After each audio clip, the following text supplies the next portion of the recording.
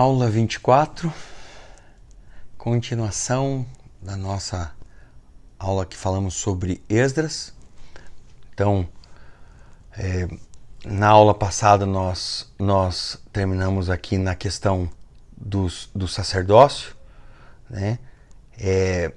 E agora continuamos aqui na restauração dos muros, né?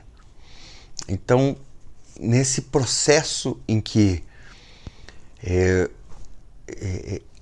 tudo isso estava acontecendo em Jerusalém, né, em Israel, na Terra Prometida, né, nesse novo êxodo, né, nessa saída da Babilônia para retorno à Terra, a Terra estava arrebentada, né, tudo destruído. Lembra de textos como Isaías, quando diz que quando o Senhor profetizou que a terra seria, que Judá seria destruído, que Israel seria, que Jerusalém seria destruída, viraria morada de chacais, né? Suas vinhas seriam pisadas, até que não ficasse mais nada na terra. E assim foi, né? Foi uma grande destruição. Agora eles voltam para a terra, com um mandato de Ciro, com, né, um decreto, um édito de Ciro, um édito de Artaxerxes, e assim eles têm um favor de Deus para continuar a construir, para continuar a caminhada rumo ao estabelecimento do reino de Deus. Jerusalém é a cidade do Deus vivo, é a cidade sagrada. Ela é a cidade que Deus escolheu entre todas as cidades da terra, né? O monte de Deus, né? Então, o monte santo, né? Então, tudo isso está acontecendo. Eles estão nesse processo, leva após leva. Pessoas estão vindo, construtores estão vindo, pessoas estão estabelecendo desde o começo o altar, as bases do templo, o sacerdócio, e tudo isso num misto de alegria, de festividade, de consagração e de arrependimento, porque tem muitas coisas que precisam ser removidas, né? E assim é a fé em Deus, né? Ao mesmo tempo que há uma alegria por aquilo que está estabelecido, por uma nova vida, por um novo nascimento, né? Que é a única maneira de se ver o reino de Deus nascendo de novo, né? Então, tudo isso que traz uma grande alegria, mas isso também é confrontado com a mistura, com as coisas erradas, com a falta de comprometimento, com o inimigo que está constantemente, batalhando contra eles, né? O adversário, que esse é o papel do adversário, é ir contra. Então, sempre haverá oposição, sempre. Quer dizer, isso nos fala da batalha espiritual, né? E aí, no meio de tudo isso, quando está tudo está acontecendo, o pau está quebrando em Jerusalém, né? Neemias, que é o copeiro do rei, ele diz, ele entende isso, ele recebe essa informação de que lá a coisa está difícil, né? Aí ele começa, né? Ali, capítulo 1 de Neemias, né? É o chamado de Neemias, cerca de 446, né? Então, mais ou menos aqui, né? Nessa região aqui, ele está, né? Está Neemias, né? Está Neemias. Então, 446 antes de Cristo. Aqui há um pequeno erro aqui. 330 seria nessa região aqui, tá? Então, nós temos um período aqui persa que é aqui, tá? Então, essa linha aqui, ela tem que estar aqui, ok? Então, 330 é aqui. Então,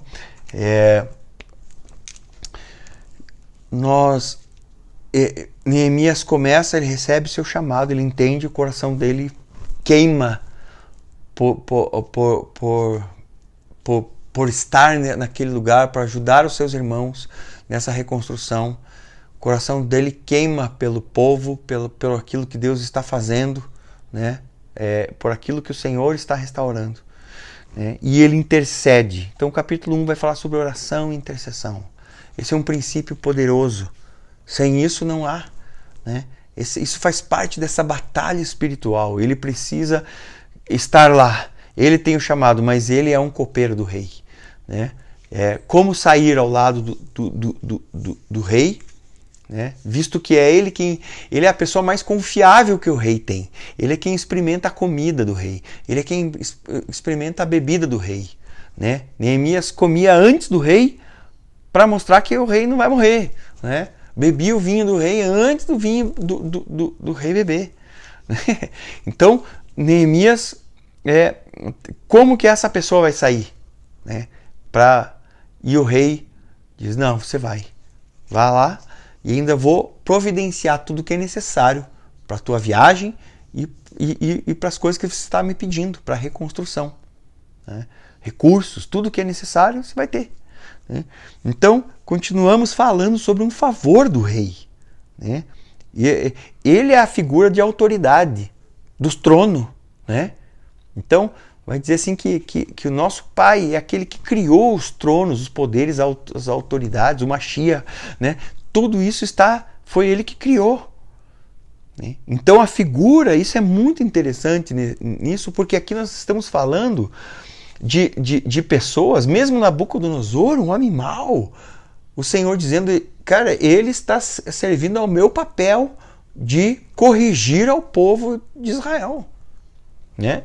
Ciro, ele vai chamar de o meu servo. Né? Então olha que interessante como o papel, a figura de autoridade, ela está sujeita ao que o Senhor quiser mexer. Ao processo dele em moldar a história. Né? Por isso Paulo vai dizer a respeito de orai pelas autoridades. Orai. Cara, eu ouço tantas pessoas dizendo, não, cara, como orar? Quero que esse cara morra. Né? Cara, você não está entendendo. Você ora àquele que tem maior autoridade, que tem a suprema autoridade sobre todos os tronos, todos os governos, todas as posições de autoridade. Isso tem a ver com intercessão. Você interceder, você bater, cara, você entrar, fazer o caminho está acontecendo, está errado, você entra para mudar o curso, para mudar o caminho. E Deus ouve. O Senhor ouve.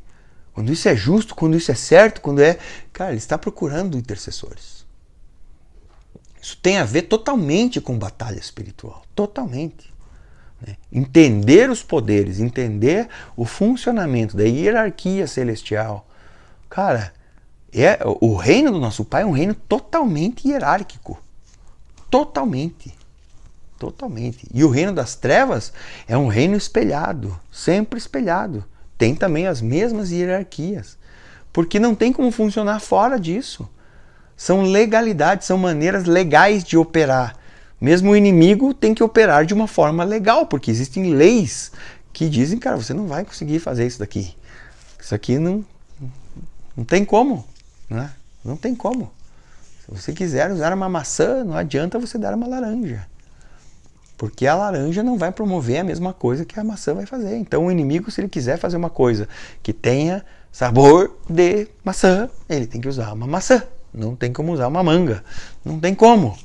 Ele vai ter que usar aquilo da maneira como é. Né? Sejam feitiços, né?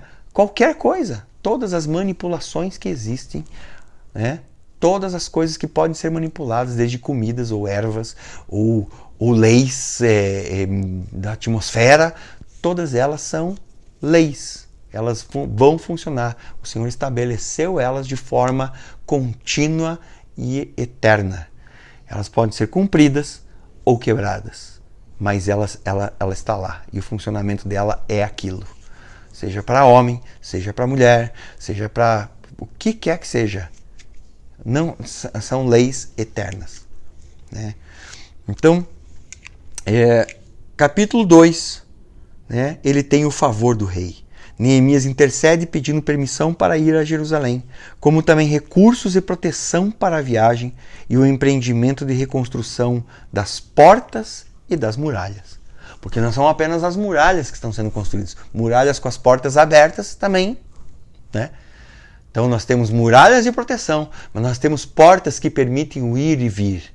Aquilo que eu deixo entrar ou aquilo que eu deixo sair, né? Outra lei, né? É outro princípio de Deus, né? O proibir e o permitir, né? O amarrar ou o desamarrar, né? Isso faz parte de uma autoridade. Se eu tenho autoridade, esses muros são meus, né? Entra e sai aquilo que eu permito. Entende isso? Entende o quanto isso é poderoso? Espiritualmente, o quanto isso é poderoso. Que tem coisas que nós temos que proibir. Porque o nosso Pai quer que a gente proíba. Lembra que nós somos representantes de Deus nessa terra. Se nós somos dele, nós estamos no nome dele, nós somos representantes de Deus.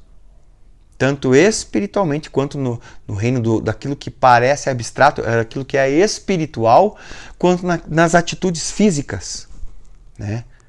Porque um derramamento de sangue de uma criança vai promover coisas espirituais, né? E coisas espirituais vão promover mais derramamento de sangue e assim por diante, né? Então, Neemias ele toma uma posição, né? E ele vai e ele começa a fazer frente à oposição de dois homens que no livro são muito conhecidos, né? Sanbalate e Tobias. Quer dizer, tem pessoas específicas que se levantam com as suas próprias posições para irem contra aquilo que Deus está fazendo. Porque essa obra é uma obra de Deus e eles estão contra aquilo que é de Deus, né? Lembra que em Atos capítulo 5, quando os judeus estão indo contra os cristãos e decidindo acabar com tudo, com o cristianismo já no seu começo, né? Os fariseus e o sinédrio, e se levanta um homem, né, no meio do sinédrio chamado Gamaliel.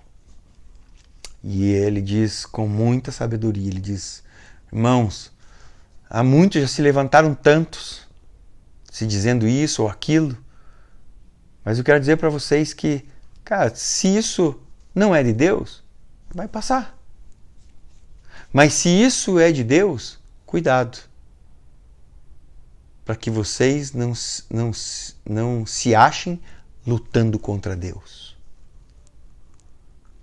Então, a sabedoria, ela vai funcionar. A verdade, ela vai funcionar em qualquer tempo na história. Ela vai trazer luz, né? Se Yeshua disse, cara, que eu sou a verdade. A verdade não é um conceito filosófico. A verdade não é relativa. A verdade é uma pessoa.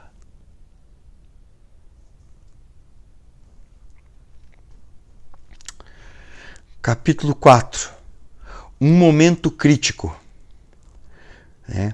Como fazer a obra de restauração em meio à batalha e à oposição do inimigo. Quer dizer, o inimigo tenta frustrar a obra através da força. Mas no versículo 7 do capítulo 4, ele diz: tomamos posição. Tomamos posição. Cara, o posicionamento, isso é algo que eu venho batendo há um bom tempo. Posicionamento é algo poderoso quando em face a batalhas espirituais. Você está tendo oposição, a sua posição é o que vai determinar. Porque se você entrar mole, Se a força que está vindo contra você é nível 7 e você entrar nível 6, você vai apanhar.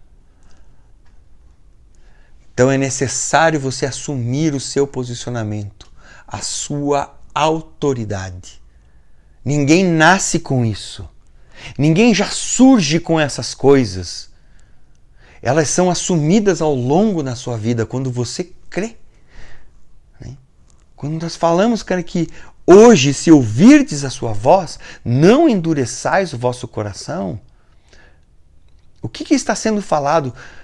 Que lá atrás, quando o Senhor disse que eles deveriam entrar na terra, 2 dos 12 disseram sim. Os outros 10 disseram, cara, a terra é boa, todo negócio, mas vai dar ruim, nós não vamos entrar. E contaminaram todo o povo. O posicionamento deles, cara, foi errado. Porque o espírito deles estava ruim. A maneira de olhar deles era ruim. Se os teus olhos forem bons, todo o teu corpo será luminoso. Mas se teus olhos forem maus, até a luz que há em ti, quão grandes trevas serão. Eles tinham um pouquinho de luz, eles viram que era boa a terra. Mas o coração deles, o espírito deles, cara, não tinha fé. E sem fé é impossível agradar a Deus.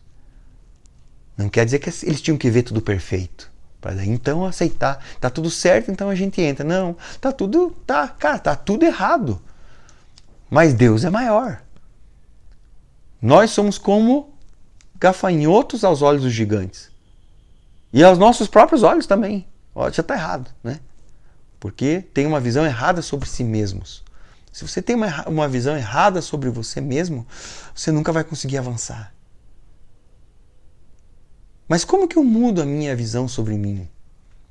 É quando você passa a acreditar que tudo tem a ver com fé. Naquilo que Deus diz sobre quem você é. Porque Ele é teu Pai. Ele é teu Criador. Ele sabe quem você é. Então você precisa ouvir dele. E se você precisar ouvir 100 vezes por dia, ouça 100 vezes. Até que você só precise ouvir 90. Até que você só precise ouvir 10. Né, de quem você é. E continue avançando. Porque os gigantes eram grandes, eram enormes, eram gigantescos. Mas Deus era maior que os gigantes. E os gigantes viam... Deus era como um gigante para os gigantes. Né? Então... essa é a fé que temos que ter para avançar. É essa a fé. No versículo 9, o inimigo foge. Então, primeiro eles tomam posição. No versículo 9, o versículo não pode fugir. No versículo 7, eles tomam posição. No versículo 9 do capítulo 4, o inimigo foge. Sujeitai-vos a Deus, resisti ao diabo, e ele fugirá de vós. Metade dos construtores vigiava. A ideia da vigilância, cara, é algo muito poderoso. É algo muito poderoso. Vigiai e orai, para que não caiais em tentação. A vigilância é algo fundamental na nossa fé. Vigie, porque o inimigo anda ao derredor, como um leão, procurando, rugindo, procurando uma oportunidade de entrar. Fica esperando o momento do erro. Fica esperando o momento de dar o bote e o momento da fraqueza. Fica esperando o boizinho filhote, quando ele se desgarra da manada. Né? É ali que ele entra. Então é algo contínuo, a vigilância é algo contínuo. É ela também que avisa os demais. Ela diz, olha, está acontecendo isso, percebo isso no espiritual, percebo que tem algo acontecendo nesse sentido e precisamos agir de acordo com isso. É essa palavra que tenho recebido, é dessa forma que temos que fazer. Qual é a estratégia, Senhor? Como devemos caminhar? Então isso é fundamental na nossa fé. Isso é fundamental. Né? Metade dos construtores vigiava, a outra metade construía com a arma na cintura. E havia trombeteiros para anunciar qualquer ataque. Olha os vigias aí, né? Qualquer ataque, o cara estava lá só para olhar. Esse cara é tão importante quanto os caras que estavam construindo e quanto os caras que estão protegendo. Porque ele de longe ele consegue ver algo e daqui a pouco ele... Pá! Aí todo mundo se desperta, cara, e vai proteger. Né? Então, você trombetear, quando você está percebendo algo, é fundamental. Olha, galera, está acontecendo isso. Olha, eu tive uma percepção sobre sua vida assim, assim, assim, e percebo que está, cara, que está acontecendo assim, assim, assim. A pessoa, não, cara, que bom que você está comunicando isso, porque eu estou, agora vou ficar esperto, né? A humildade vai trazer, vai proteger aquele coração, vai proteger aquela pessoa, né? Então, então todos eles se reuniam onde a trombeta havia sido tocada para lutar em favor daquele espaço. Então a cidade era muito grande, tinha pouca gente, eles estavam construindo, né, na frente cada um da sua própria casa, né, e o quê? Para não ficar longe das suas famílias, para ficar perto, logisticamente era muito melhor, mas se tocava lá do outro lado da cidade, todos eles iam para lá, batalhavam, livravam aquele espaço e voltavam a construir. Né? Estratégia de proteção. Capítulo 5. Problemas internos. Uau! Né? Até agora nós falamos de problemas externos. Né? E quando os problemas são internos? E quando que é na família? E quando é com você mesmo? Né? Porque os processos, pessoas que são de Deus, pessoas que buscam a intimidade com Deus, que andam com o Senhor, passam por processos e crises. Né? Pessoas de Deus são pessoas de crises, porque o processo de aperfeiçoamento é um processo contínuo. Enquanto outras pessoas, cara, que não querem nada com o Senhor, a vida delas está boa, tá beleza. Salmo 73, né? A aparente prosperidade dos ímpios, né? Cara, tá tudo bem, porque ela não está no processo, porque ela é bastarda. Ela não tem processo. Só filho passa por processo de Deus. E esse processo é um processo que tem lutas externas, tem um inimigo que tentando, mas tem a luta interna, que acontece ao mesmo tempo. Muitas vezes ao mesmo tempo. E aí o pau tá quebrando, dentro e fora. Né? Porque é um processo de aperfeiçoamento. Só que essa pessoa, quando ela se permite ser trabalhada, ela sai desse processo melhor do que ela entrou. Ela é uma pessoa que está sendo transformada, aperfeiçoada. Porque o Senhor busca perfeição. Sede perfeitos, como é perfeito o vosso Pai Celestial. Essa perfeição não se assuste. Essa perfeição não é uma perfeição segundo o homem. Que tem um padrão de beleza, de sucesso, de finanças, de inteligência, né? De faculdades, de PhD. Cara, a perfeição segundo o Senhor, né? Davi foi um homem segundo o coração de Deus. E nem de perto foi um homem perfeito, segundo os padrões da sociedade. Né? Mas o que o Senhor via nele, que o Senhor disse, tem coisas em você que são segundo o meu coração. Né? Essa é a perfeição segundo Deus. Né? É isso que nós precisamos entender nas Escrituras. Né? Quando se fala do caráter interior. Né? Então, capítulo 5, né? Problemas internos. Judeus pesando judeus com juros e escravidão. Olha que interessante, né? já teve judeus, porque são seres humanos, né? Então, aí tem uma outra coisa, né? Porque a ideia, quando nós falamos de judeus, cara, ainda que nós admiremos, cara, a história de Israel e de tudo aquilo que tem, que vem e que veio, porque eles são a raiz dessa árvore, a qual nós somos ramos, somos galhos enxertados, né? Mas de que eles estão livres, né? Em algum momento achamos que eles estão livres da sua humanidade e não estão livres dessa humanidade. Tem muita gente ruim, tem gente que não crê, tem gente que tem muitos judeus que são ateus, né? E nesse caso aqui, eles estavam pesando outros judeus com juros e escravidão. E o Senhor diz, cara, dá ruim esse negócio, né? Deu ruim para eles, né? Neemias chama os judeus ao arrependimento. Neemias argumenta testemunhando que sempre viveu com seus próprios recursos e ainda sustentava os magistrados e nobres, né? Então, porque esses judeus estavam, cara, se aproveitando da pobreza dos outros, os que estavam trabalhando porque são mais espertos nas finanças, cara. Então, já tomaram conta do negócio, já estão fazendo negócios, mas só tem judeus na cidade. Então, eles estão oprimindo os seus próprios irmãos. E vem acusar Neemias de que Neemias também é assim, porque ele vive bem. Ele está dizendo, não, eu vivo com os meus recursos. Eu não estou pegando nada de ninguém. E ainda estou ajudando todos aqui e vivo da forma mais simples possível. É difícil quando nós vemos líderes em qualquer área da sociedade que não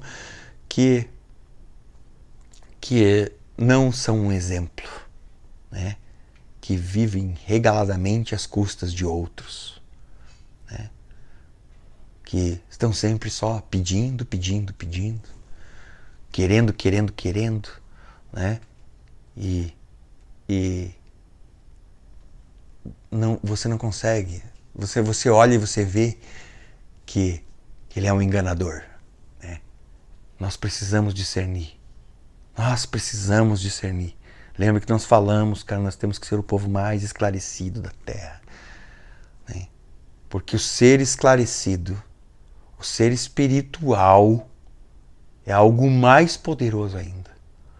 Que diz assim que o homem espiritual discerne todas as coisas. O ser humano espiritual discerne todas as coisas, mas de ninguém é discernido. Ele consegue ver um filme e enxergar naquele filme os princípios de Deus, porque ele discerne todas as coisas. Quando aquele filme tem princípios, ele vê os princípios. E aquilo é poderoso, porque há um padrão da palavra, há um padrão de Deus já estabelecido no seu coração. Porque o Senhor disse que escreveria nos vossos corações, nas vossas mentes, escreverei a minha Torá. Hoje ela é aqui, ela é dentro. Né?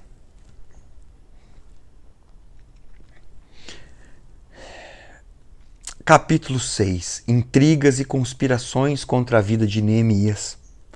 Então, os caras tentam matar Neemias de qualquer jeito, começam a fazer conspiração, chamam ele para o escondido, dizem, venha, nós queremos conversar com vocês, aqui com você sozinho. Né? E o Neemias diz, não, esqueça que eu não vou entrar nessa. Ele discerne, ele entende, né? Então o término da muralha acontece em 52 dias. 52 dias para o término da muralha. Interessante, né? 5 mais 2, 7. Estabeleceu, completou. É aquilo que é completo, 7. Completo. Né? Shalom. Completou. Não sinto falta de nada. Né? Estabeleceu. Estabilidade. Né? As nações reconhecem que foi Deus quem fez. Todos começam a dizer assim, uau, cara, não tem mais como não ver que isso foi Deus quem fez, cara. Cara, isso aí foi Deus. Esses caras fizeram em 52 dias, eles reconstruíram as muralhas. Cara, aquilo lá só tinha um monte de entulho, tudo caído, as pedras todas caídas, tudo arrebentado. Cara, pensa, os negócios eram grandes, pedras grandes, um muro, cara, tinha 6 metros de largura, 12 de altura, né? Cara, era uma coisa maciça, era uma coisa grande, mas a destruição havia sido tão grande. O cerco a Jerusalém de Nabucodonosor durou 2 anos, né? Cara, foi uma coisa assim que eles foram moendo aquilo lá. Foram quebrando as bases das muralhas, foram cavocando. Enquanto os arietes vinham, catapultas, cara, assim, eles bateram demais naquilo lá e destruíram toda a cidade. Esses caras construíram em 52 dias. Há um favor de Deus. Então vai. Então vai, Neemias. Vai. E ele trabalha. Deus dá um favor. E ele trabalha em favor do favor de Deus. Para aquilo que Deus está fazendo. Aí funciona. Não é a vontade de Neemias, é a vontade de Deus. Neemias está a serviço do Senhor. Capítulo 7. Registro genealógico do povo e recenseamento para o repovoamento da terra e de Jerusalém. Então aqui nós estamos entrando já no repovoamento, né?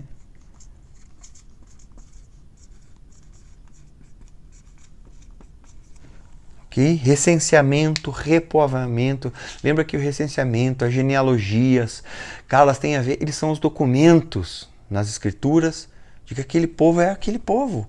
Que eles são, que o fulano é filho de fulano, que é filho de fulano, que é filho de fulano. Ele chegou lá por um motivo, né? Ele está lá. Então muitos que não entraram nessa genealogia vão ficando de fora. Eles não conseguem provar que eles são dos levitas, que eles são de Judá. Eles não conseguem provar. Então, ó, você não vai poder ser levita, não vai poder oficiar até que a gente descubra se você é ou não é, né?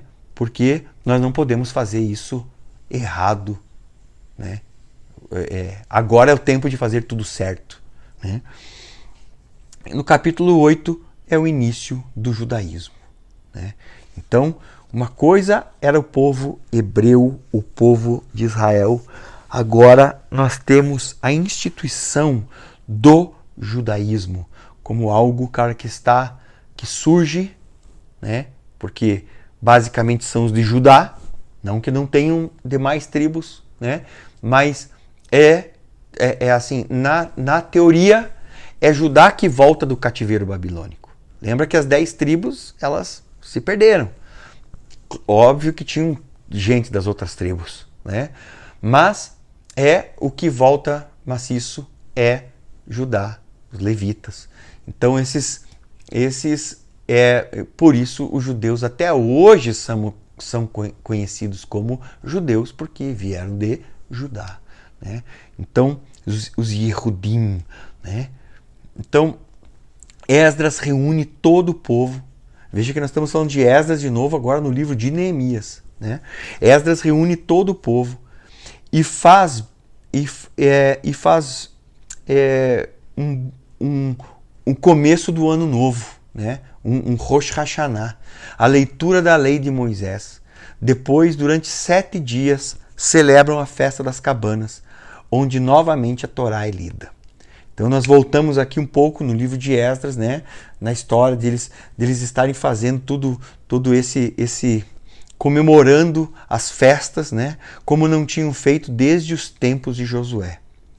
Então estão refazendo festas e celebrações à medida que vão lendo e entendendo o que está escrito na Torá. É novamente o processo de entrada na terra, como foi feito no primeiro êxodo, na saída do Egito. Então, eles agora estão refazendo todo o processo. Lembra que nós temos que entender tudo isso espiritualmente, né? O que nós estamos entendendo espiritualmente, né? Porque hoje já não tem mais o templo, né? As festas, né? Qual era o sentido espiritual dessas festas?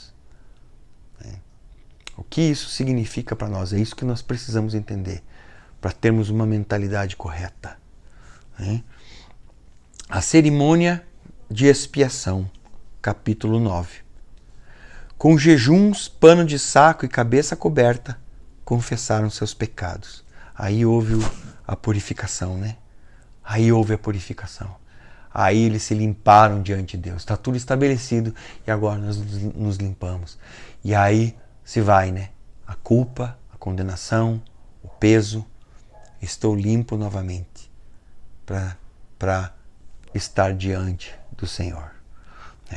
Então, o processo agora chega ao fim. Agora eles podem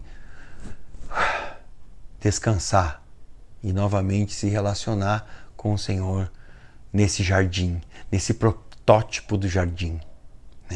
Isso é um protótipo, isso é a sombra. Isso é a sombra, irmãos. Sombra. Hebreus capítulo 8, versículo 5, Hebreus capítulo 10, Hebreus capítulo 10, 1, capítulo 9, essa era uma sombra das coisas que haveriam de vir. Colossenses, mas o corpo é de Cristo, o corpo é do Mashiach, a substância é do Mashiach. Sem essa revelação, você vai se perder em tradições, em cumprir coisas. Você precisa entender essas coisas espiritualmente. Porque se o físico já fosse o suficiente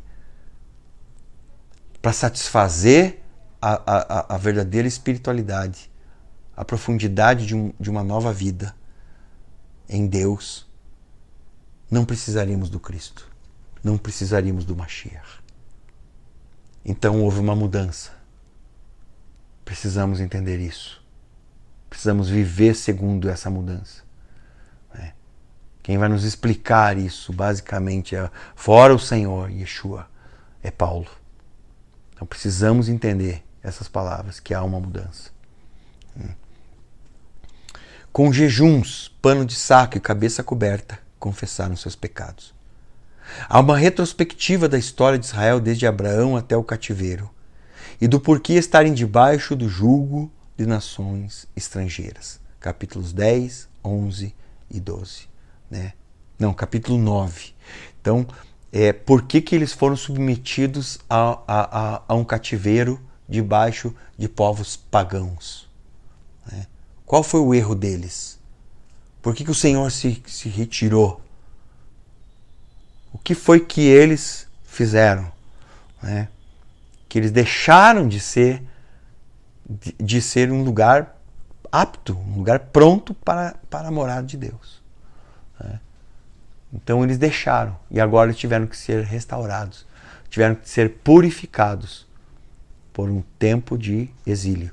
E a terra precisava ser purificada, 70 anos, porque a idolatria contaminou a terra. Os pecados de Manassés.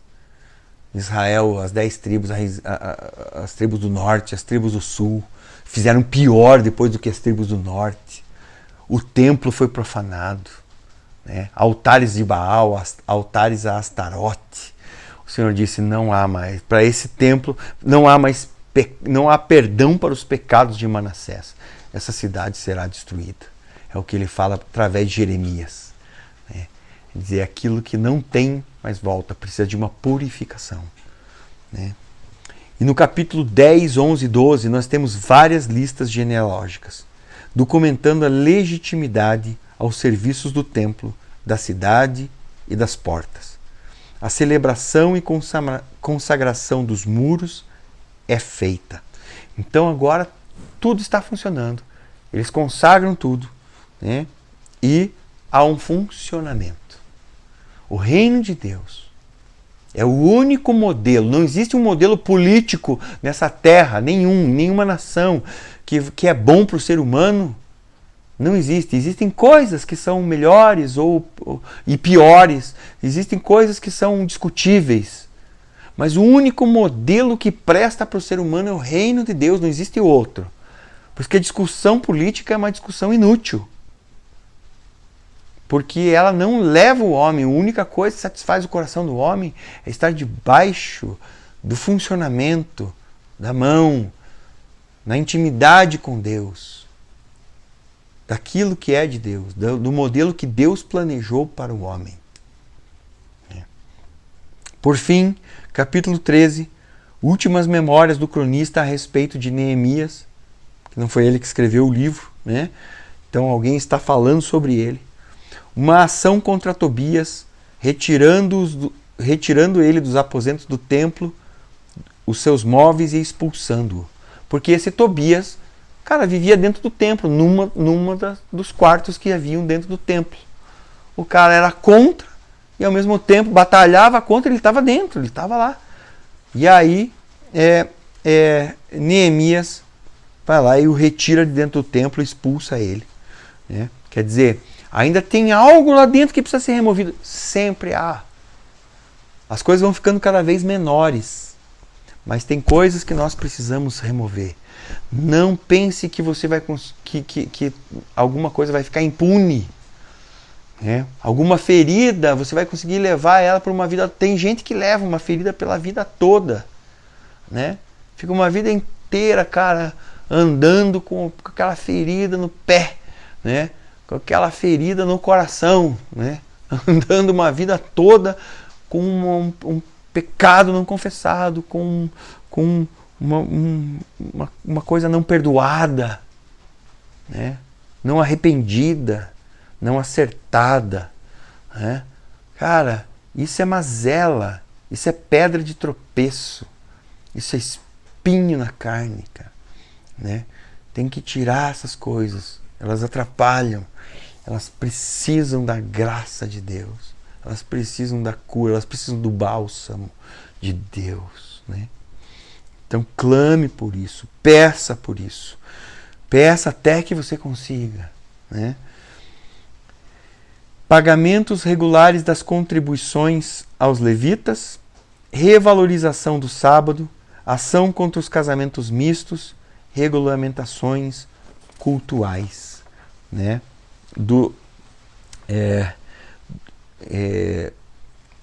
Então tudo isso, cara, foi... O reino de Deus é um reino organizado. Essas eram as regras que eles tinham que viver. Essas regras que eles tinham que viver, é assim que nós vamos viver. Essas são as nossas regras. Né? Nós precisamos entender quais são as coisas segundo o nosso tempo, quais são as coisas para nós, quais são as coisas que Deus tem para nós fazermos, para nós vivermos segundo aquilo que Deus tem para nós. É assim que nós temos que viver. É assim que vai funcionar, é assim que vai dar certo. Por último, né, nós já falamos sobre isso, né? Mas é bom repetir, além de que a partir do período de 460 é que a Torá começa a ser aceita como escritura judaica, como um todo. Os livros já eram importantes, os livros já eram lidos, mas ela é aceita agora como escritura judaica. Ela foi montada, né? E é nesse tempo que surge a maior parte das coisas que nós temos. Né? É nesse tempo que que os livros foram compilados, né? Porque eles não foram Josué escreveu o livro. Não, cara, isso aí foi muito tempo depois de Josué. Né? E se pode ver, mesmo os livros mais antigos, Gênesis, né? Nós temos a ideia de que Moisés escreveu cada um dos livros. Não foi assim. Né? Nós podemos ver pelo menos 5 linhas de pensamento diferentes dentro do Pentateuco, né? Dentro da Torá. Né? Nós podemos ver pessoas diferentes montando os livros. Né? Tem livros que têm uma unidade maior e tem livros que são completamente, cara, montados diferentes. Por exemplo, nós vemos um relato de Gênesis 1 da criação e um relato da criação em Gênesis no capítulo 2. São duas formações completamente de pessoas distintas. Foi alguém que compilou esses dois relatos da criação e disse que as duas são inspiradas por Deus. Cara, vamos usar as duas. Né? Mas a maneira de se escrever é diferente, os verbos são diferentes, o que está escrito, a criação do homem fala de uma coisa aqui, no capítulo 2 fala diferente, e está tudo bem. Está tudo bem. Não é porque não foi Moisés que uniu tudo isso, que isso não é inspirado, porque eu acredito, e acreditarei até o fim, que foi a providência de Deus, foi o nosso Pai, que fez com que essas coisas pessoas usadas por Ele, cara, como Ele sempre faz, né? Pessoas usadas por Ele, cara, compilassem essas coisas. Olha, eu quero isso daqui, isso daqui com isso daqui, né? E o fato de ser assim não deixa de ser tão bom, tão bonito, tão poderoso, tão maravilhoso, tão, não, sabe, tão abençoador como é, porque é muito abençoador, né? Então, também é neste período, né, esses últimos 400 anos, né, até um pouco antes, né, mas é nesse período, o período que a gente chama de período intertestamentário, entre o livro de Malaquias e o Novo Testamento, e Mateus, né? Esse período intertestamentário. Na verdade, esse período desde a reconstrução do templo, 520, ele é chamado, né, de... que foi desenvolvida algo que é chamado de a teologia do Segundo Templo. Ok? Então, é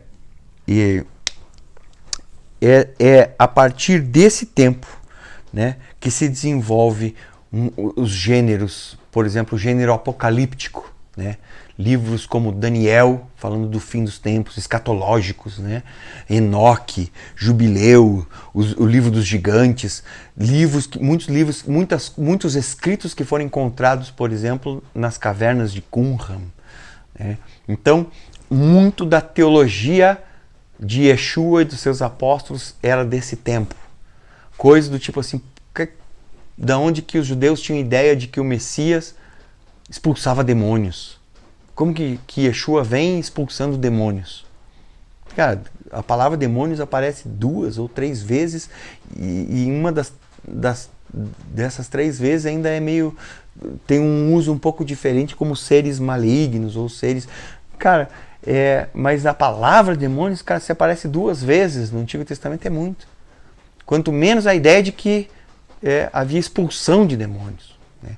Enfim, são tantas coisas, toda essa demonologia, hierarquia espiritual, os Elohim, os Binei Elohim, o conselho de Deus, a Assembleia de Deus, né? Todas essas coisas que vão surgir, né, na teologia do Segundo Templo. Então, esse tempo é um tempo riquíssimo, né? Mas que muitas vezes nós não acessamos porque nas nossas Bíblias muitos desses livros não tem, nós temos que procurar, nós temos que entrar nisso e entender historicamente, entender como que funcionou esse estabelecimento desses livros, né, e dessa teologia. Mas que era a teologia, né, de Yeshua e dos apóstolos, dos judeus da época, né? Era a teologia dos judeus da época. Eles acreditavam nisso. Eles acreditavam na ressurreição dos mortos. E onde que está no Antigo Testamento isso? Que um dia os mortos vão ressuscitar. Os judeus, essa faz parte da tradição rabínica e farisaica, né? Os saduceus já não acreditavam. Acreditavam só nos 5 primeiros livros da Bíblia. Então, assim, muita da riqueza que temos hoje surgiu nesse período, né?